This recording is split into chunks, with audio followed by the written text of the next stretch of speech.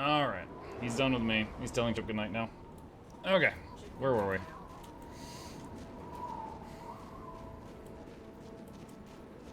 Griffin's mouth.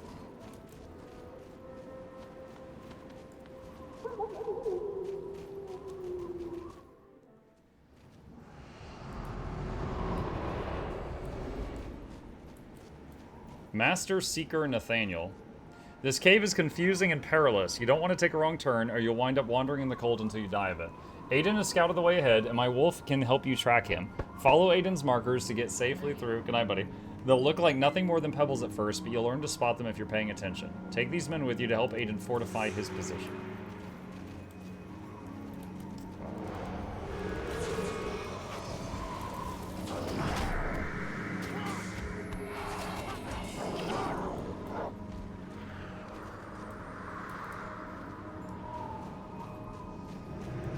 Is there a special occasion for playing Guild Wars 1 again? Yes, there is, Volku. I'm going to send you a link. If you'll click that link right there, it's a community event happening right now. And also, Guild Wars 1 has the 20th anniversary going on.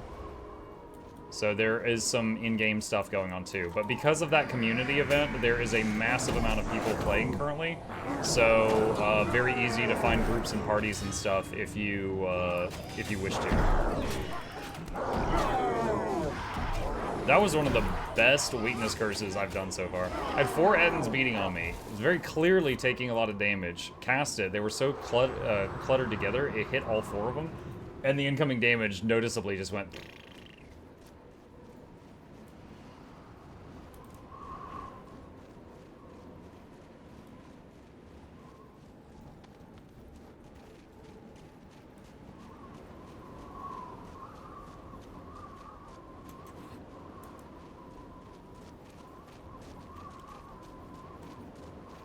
Weakness and cracked armor is so good. What does cracked armor do? I mean, by the sound of it, I'm assuming it's like Sunder armor from WoW. Like it increases physical damage taken or something.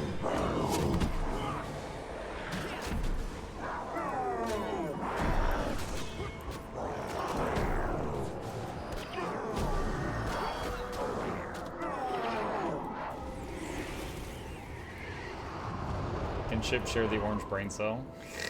It's his turn. Cracked armor is minus 20 armor. Okay, and what's... Is there somewhere I can see my total armor? To be able to know, like, how good that is?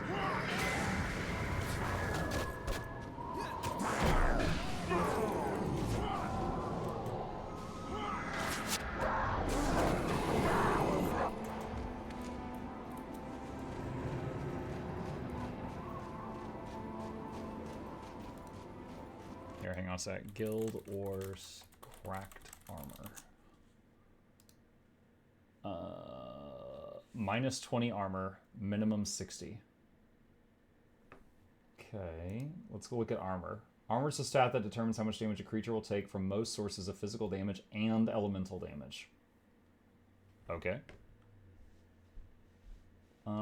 Your chest is responsible for 37.5% of your armor. Legs are responsible for 25% of your armor. Feet, hands, and head are 12.5% each.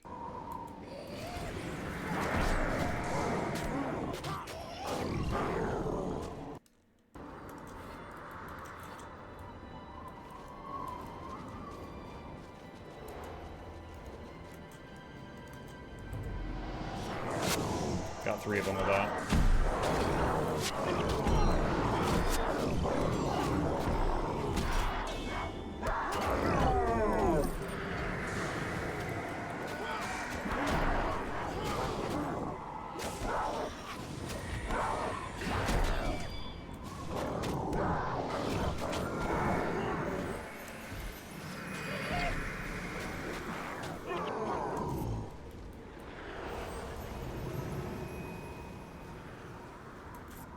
There is no total armor. Each piece has armor and the game rolls every time where you get hit.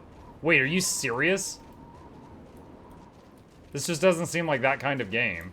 The game rolls to see if you got hit in the hand or the leg.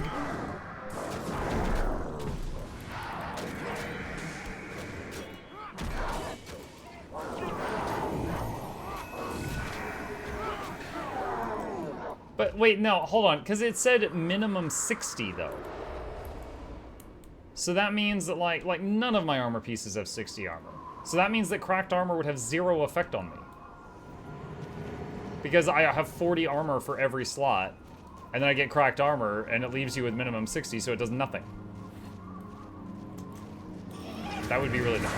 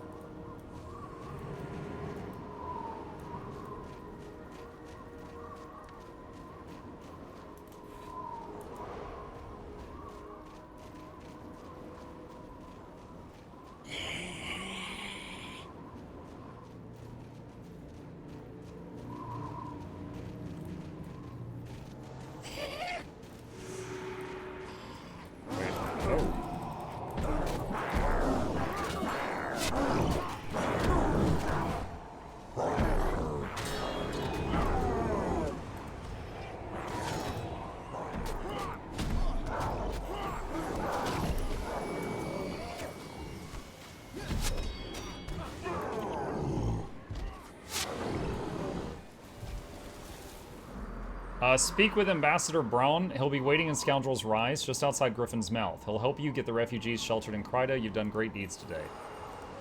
I have a letter here for Ambassador Zane informing him of Prince Rurik's death. You can give it to Ambassador Braun when you see him.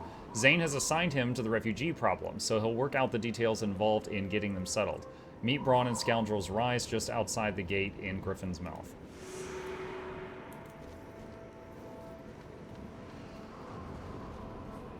Can you forgive the Char for what they did to Ascalon? The humans are invaders from another planet. So, yeah.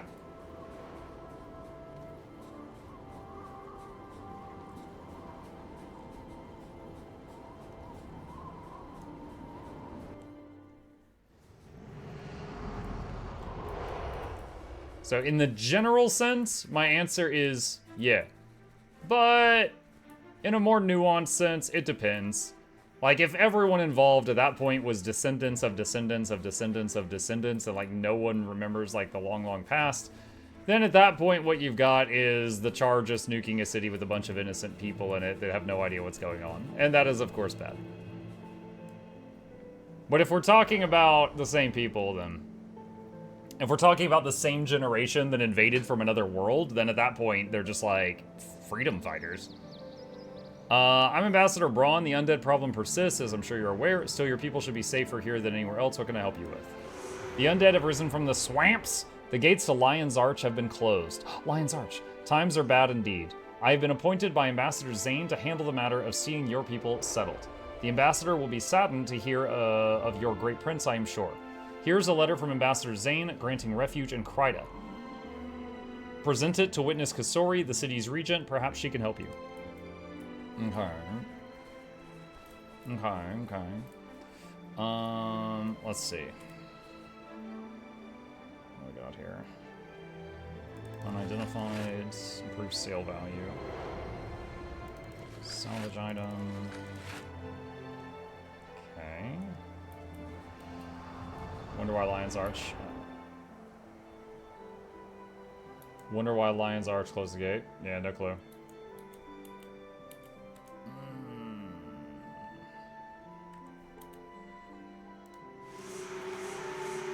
Back the way you came for that Mark of Aiden. There's not actually a quest to get the Marks of Aiden. I don't even know if I had to pick them up. Okay, I want to look at the armor thing. Hang on. In general, there's a target's army. While the majority of attack damage carry a number of skills, especially under the Mesmer Necro Monk lines, deal damage to ignore armor. All bonus damage from attack skills is armor ignoring. So is all warrior and ranger skills that confer plus X damage. Blah, blah, blah, blah, blah. Having 60 armor rating is regarded as the baseline, so a spell that reads does 100 fire damage to target foe would deal the full 100 fire damage to a target with 60 armor, but only 50 fire damage to a target with 100 armor. The armor rating for creatures in PvE is dependent on level, where the actual armor rating can be typically calculated. Creatures level equals 3 times level plus armor bonus. Or armor bonus is profession. Note that some effects increase, such as Frenzy, or decrease damage without modifying armor. These are all effective against all damage reductions, regardless of where it is. Armor penetration directly reduces the effective armor rating of the target, thereby increasing damage dealt. For example, hitting a 60 AR target with 25% armor pen will reduce the effective armor rating. Blah, blah, blah, blah, blah, blah, blah. Armor enhancing skills do not stack beyond plus 25 armor. Without this restriction, a player could easily acquire an extremely high armor rating, making them nearly impervious to armor-respecting damage. A single skill can still bypass this cap, but using further armor-enhancing skills have no effect. If several skills are used which bypass this cap, then only the skill with the highest armor bonus will apply. Effective armor and damage reduction.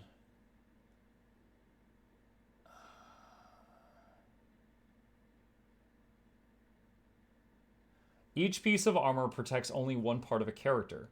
A character with 4 pieces with armor rating 80 and headgear with armor rating 40 will take double damage whenever they're hit in the head. They will not have armor rating 360. However, bonuses from skills or weapons are global. Those will affect every hit, no matter where it strikes. Each location has different odds to be hit. The chest has the highest chances, 3 out of every 8 attacks, followed by legs, 2 out of 8. Hands, head, and feet have the lowest chances, 1 in 8 each. Armor costs and bonuses reflect this, with the material cost and insignia bonus typically tripled for the chest and doubled for the legs. There it is. So anytime you get hit, there's a 3 in 8 chance you get hit in the chest, 2 in 8 chance you get hit in the leg, and 1 in 8 chance you get hit in the hands, feet, or head. And then it will just check the armor of whatever piece is there where you got hit. That's wild. Like, I've played other RPGs with systems like that, but I had no idea the Guild Wars 1 was one of them.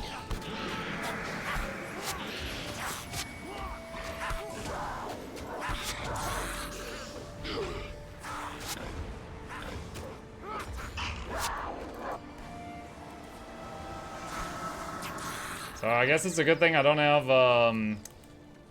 the cracked armor curse on my bar right now, because I guess it wouldn't be doing anything.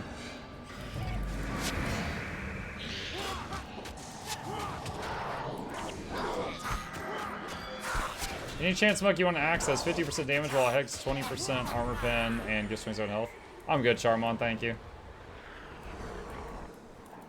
I just got to get a bit further and I can go get, well, hopefully that expertise sword that I wanted.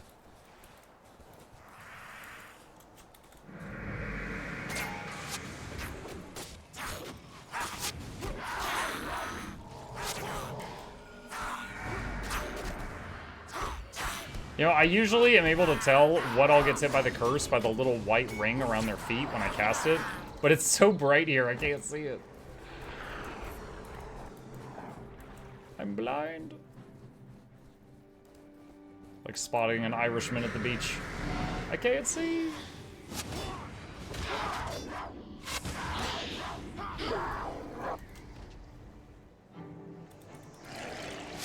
Oh, I got disease on me, I think. Nope, it's poison.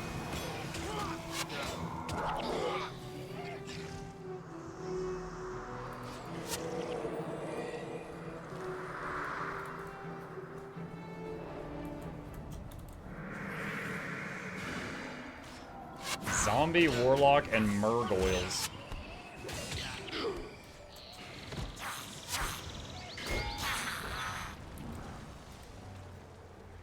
Hey, Muck Chat. Hi, Crimson.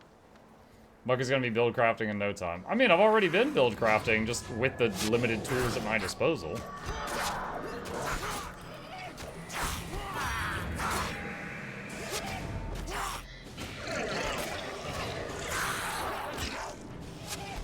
Don't know that I'm going to come up with anything that people didn't come up with in the last 20 years, though.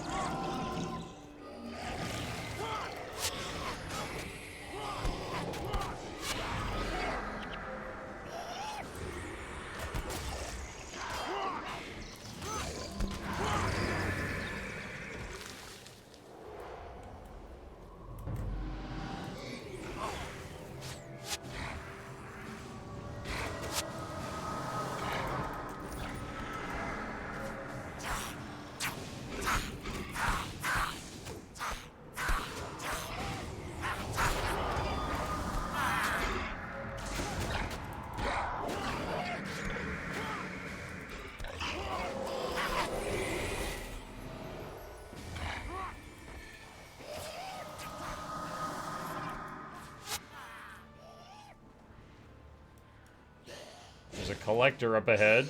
Just hanging out with this warlock. Clearly a traitor.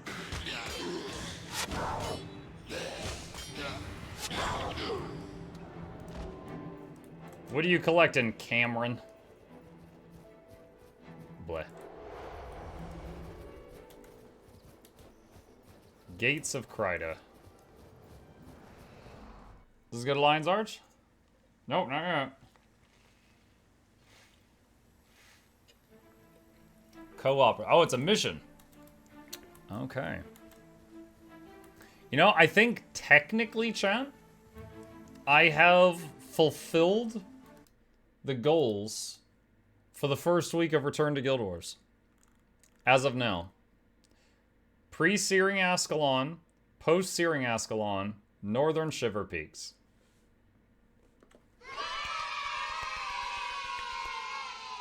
Great success. With 1.5 days to spare. Yes. So we got here. And is this the guy that takes me to Embark? Yeah, that's Embark. We don't want to go to Embark.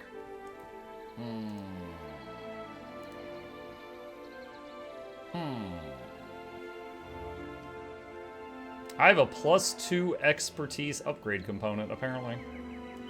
Sitting in here from like 20 years ago.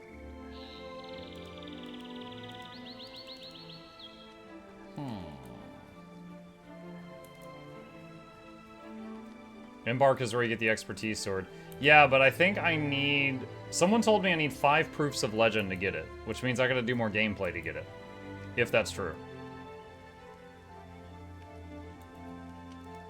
Witness Kasori. Braun told us to expect you. I understand you have Ambassador Zane's decree allowing your people to settle here. I'm afraid, however, that powers above me are ordering my city's gates closed even in Crichton's. You've done these people a great service. She's like, you can't come in. Thanks for your help.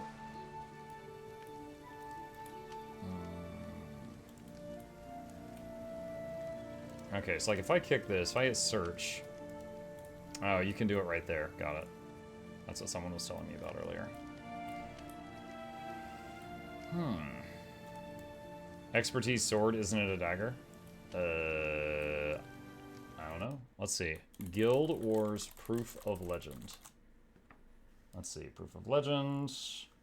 During the anniversary celebration, you get 1 Proof of Legend per character, level 5 or higher, per region, per anniversary celebration, by completing any co-op mission in that region on that character. This is independent of difficulty, and bonus objectives are not required. Okay, so I guess post-Searing Ascalon was a region, Shiver Peaks were a region, and I just entered Kryta, so I guess Kryta will be my 3rd one.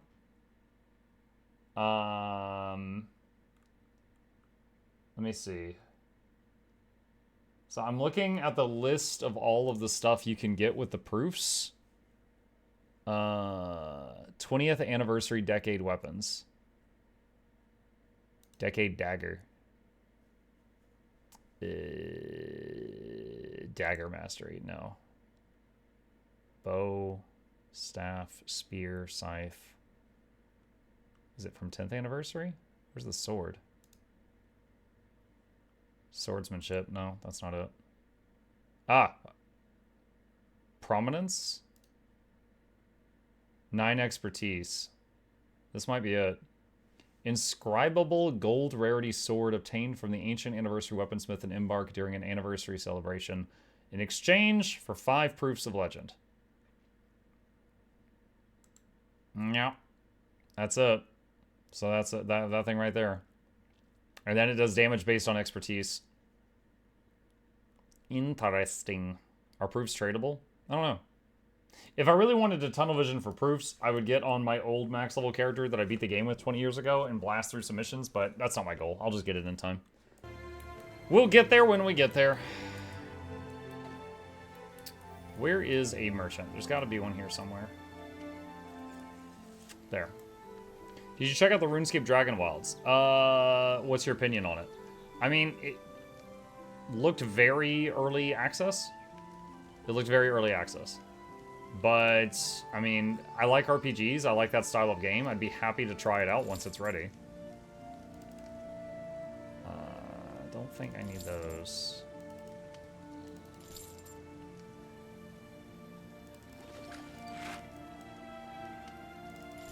Okay. I'm gonna take the juniper meat back.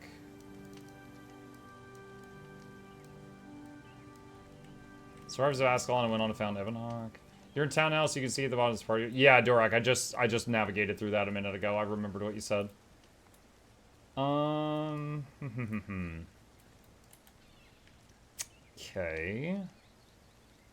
Trying to decide if I want to do this mission now or work on the side stuff. What side stuff do I have? Search the Ascalon foothills for Oswald's headstone. Feed Joe 10. Okay, that gives some skills. Alright, I should be able to go do this pretty quick because I've got them in my bag. Let me see. So go here. And then zone out of town. Let's see. Raina, Ryan, Alessia. There we go.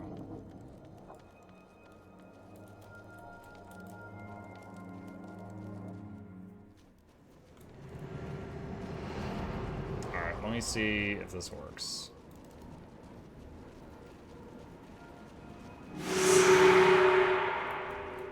Wait, did I just give him all 10? We've come so far into such adversity. There's a good lad, Joe. All full. Thank you for being such good care of Joe. Yeah, he totally didn't die or anything. Tell Master Saberlin he doesn't have to worry about Joe any longer. Yeah, you got it.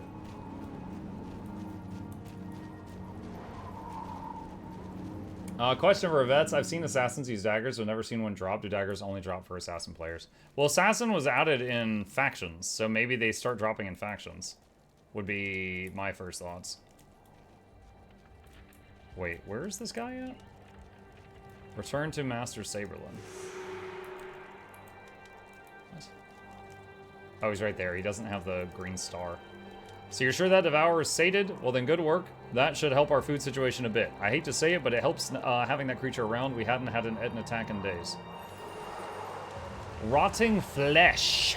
Inflict the diseased condition for 10 seconds. That's pretty cool because it spreads around.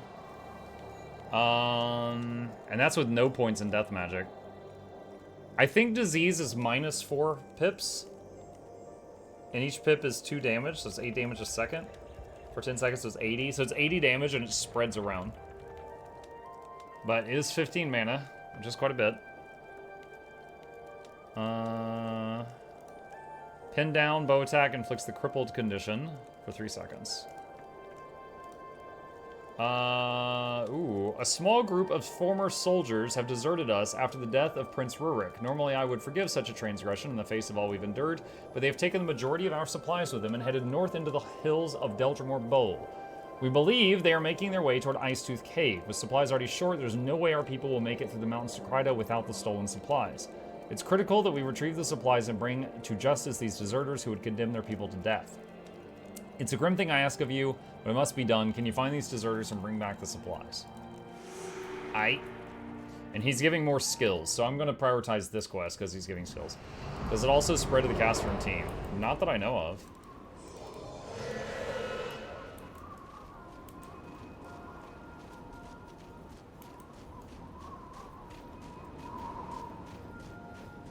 Crazy to see players in Guild Wars 1. Yeah.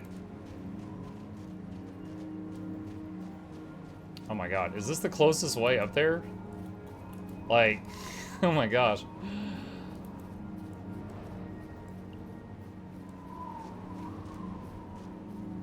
It will spread to you if the enemy infect is human. Worth it. Not worth it. I don't have it on my bar right now.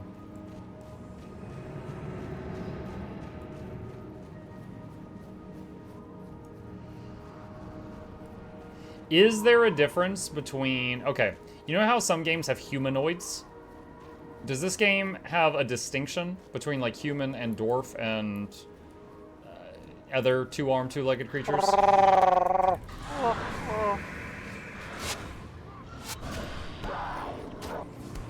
I see your pet has the default name. Yeah, I changed it back to the default name so I could see when it evolved. Because when I had it named Chip earlier... in honor of this dude, I couldn't see the evolutions.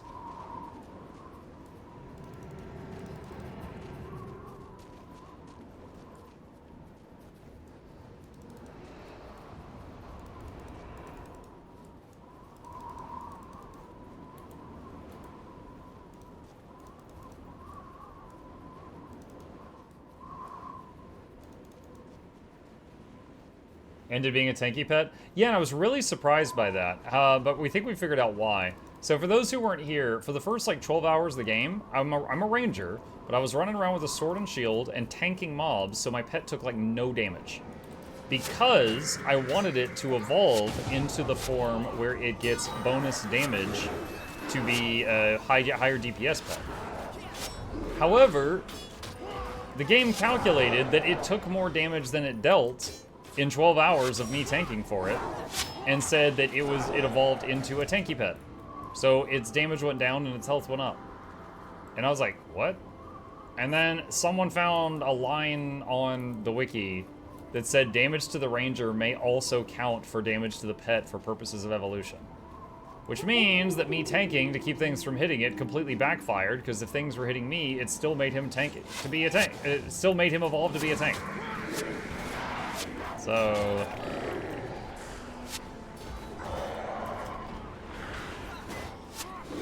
it's not a big thing right now. It's like lowered his damage by 5%, but later on, I might have to tame a new pet to fix that. That sounds confusing. Basically, when your pet gets at certain points, like level, I don't know, 12, level 15, etc., it just adds up all the damage it's dealt and all the damage it or you have received. And if more incoming damage happens, it gains more health and loses damage. If more outgoing damage happens, then it gains more outgoing damage and loses health. So it'll specialize in either taking hits or dealing damage.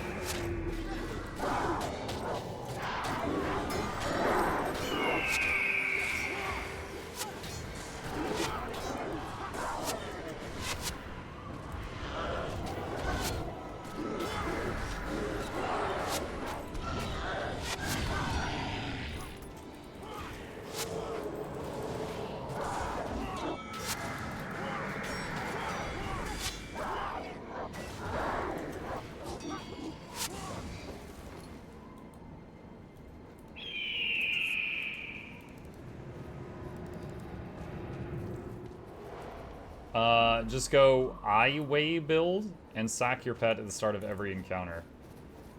If a system sounds really, really stupid to me, I don't engage with it. Death leveling?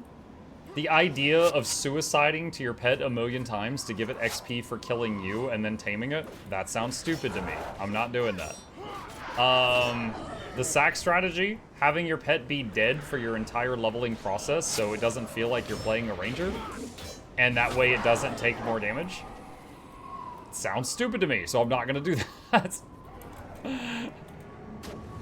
You doing Guama again? No. Not doing Guama.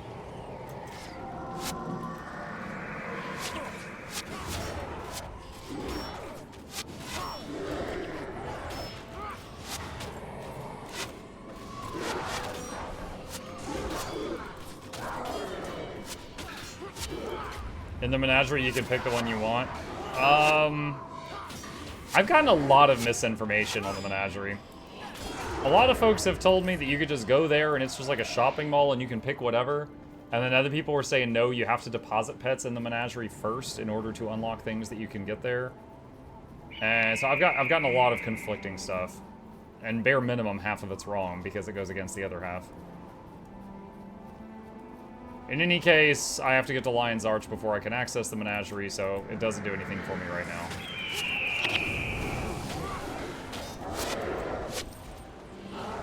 Also, I should have the, what is it, the Hound of Balthazar there. Waiting on me.